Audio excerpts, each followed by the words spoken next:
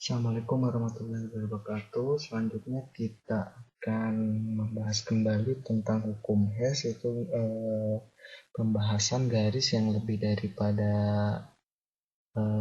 satu. Jadi kita akan membahas tentang konversi grafik menjadi bentuk pertidaksamaan yang garisnya lebih daripada satu. Yang satunya kan udah di sini. Saya akan mengambil contoh di halaman 68, gitu ya. 68 bisa dibuka buku yang kamu miliki, bisa PDF-nya atau buku paketnya. Sini disuruh tentukan sistem pertidaksamaan yang memenuhi jika setiap label daerah merupakan daerah penyelesaian. Di sini labelnya ada A, B, C, terus D-nya mana, D, E, F.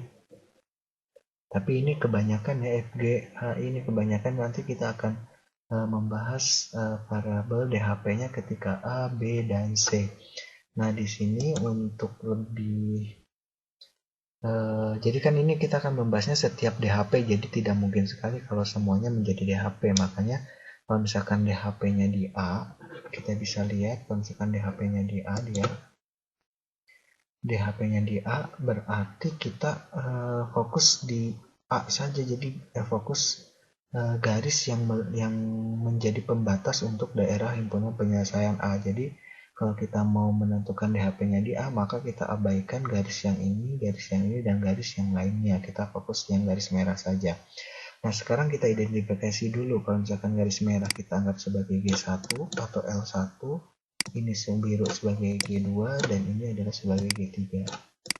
Nah, kalau seandainya DHP-nya daerah himpunan penyelesaiannya kita tentukan dulu di A. Nah, kalau begitu kita akan mengidentifikasi di D1.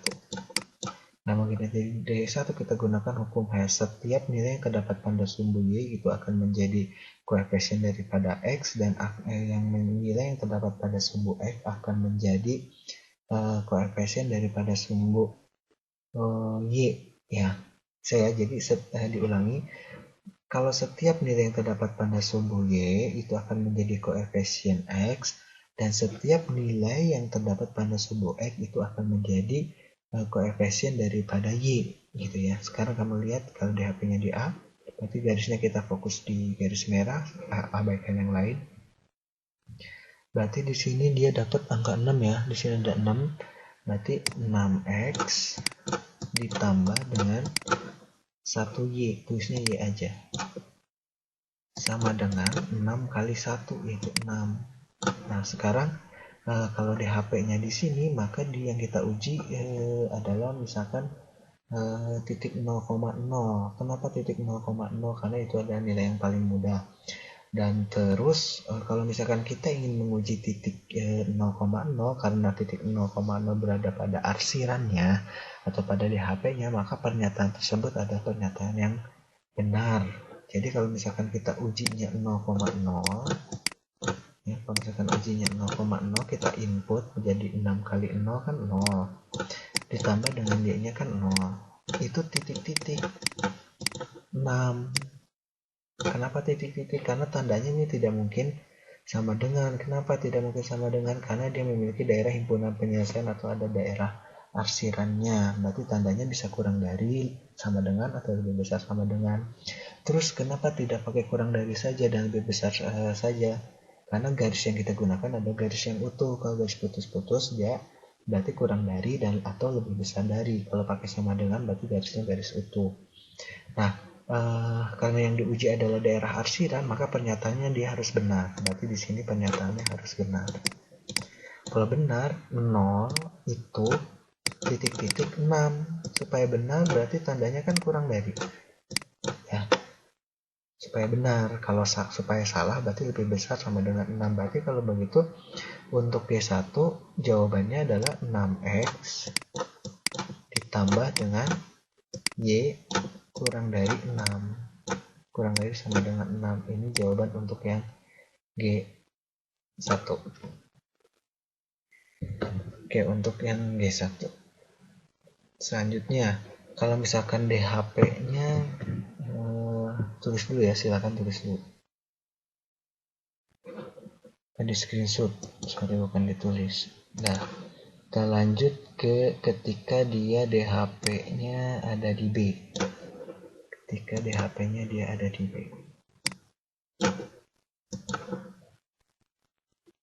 Nah, kalau misalkan seandainya DHP-nya dia ada di B, kamu lihat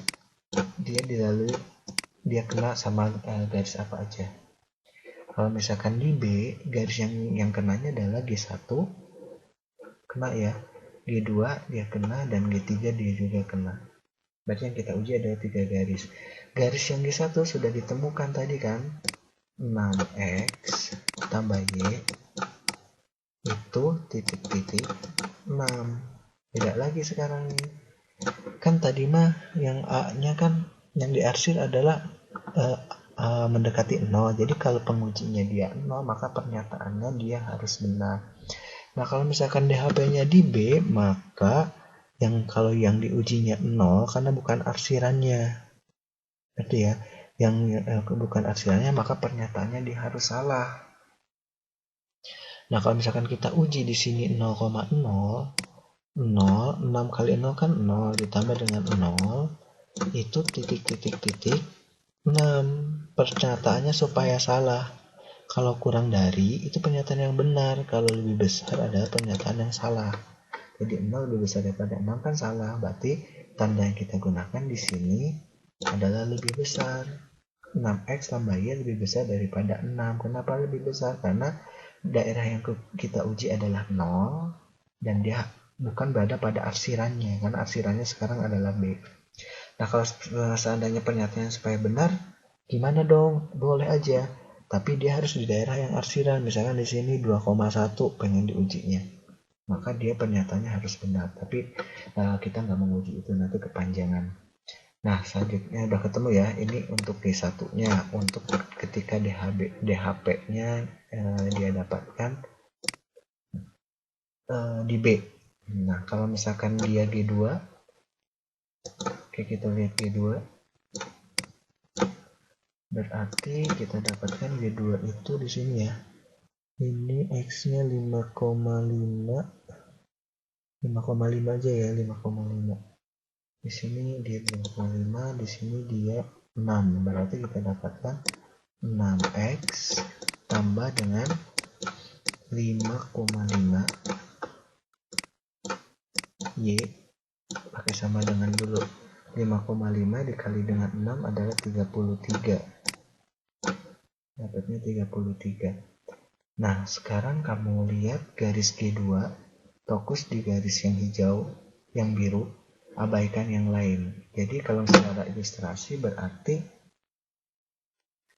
grafik tersebut dibagi menjadi dua bagian, ada bagian bawah dan ada bagian atas. Kalau misalkan bagian bawah berarti ada memuat 0,0. Kalau kita uji 0,0, maka pernyataannya harus benar karena adalah daerah yang diarsir. Kalau kita mengabaikan garis yang lain, gitu ya. Berarti kalau begitu, kalau mengujikan uji 0,0, pernyataannya harus benar. 6 kali 0 kan 6 kali 0 kan setiap x sama y kan ganti dengan 0. 6 kali 0 kan 0. 5,5 kali 0 kan 0. Berarti 0 titik-titik 33. Pernyataannya supaya benar. Kembali lagi, kenapa harus benar? Karena 0,0 adalah daerah arsirannya, karena arsirannya dia ke dalam. Kalau supaya salah berarti arsirannya di atas. Berarti supaya benar jawabannya adalah kurang dari sama dengan. Jadi kesimpulannya untuk yang G2 adalah 6x ditambah dengan 5,5 y itu kurang dari sama dengan 33. Ya, nih untuk G2.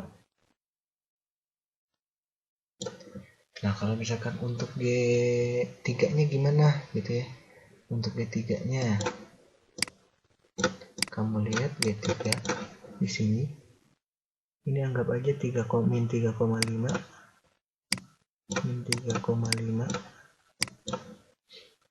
sama 3, berarti dapatnya dia min 3,5x ditambah dengan 3y nya itu pakai sama dengan dulu min 10,5 min 10,5 bener ya, min 10,5. 3 kali 5 15, 3 kali 3 9, 10 ya 10,5 min 10,5. Nah, kamu lihat di sini garis hijau, abaikan garis yang lain. Arsirannya dia adalah arsirannya ke atas.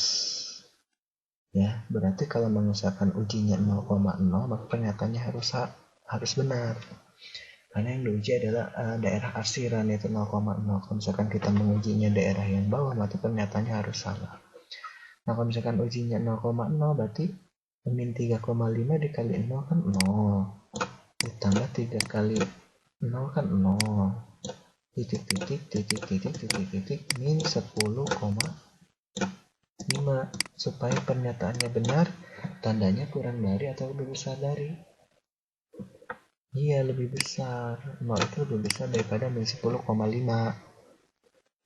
Berarti kalau gitu kesimpulannya G3 itu apa gitu ya? Berarti G3 itu adalah min 3,5 ditambah Y X, bukan Y,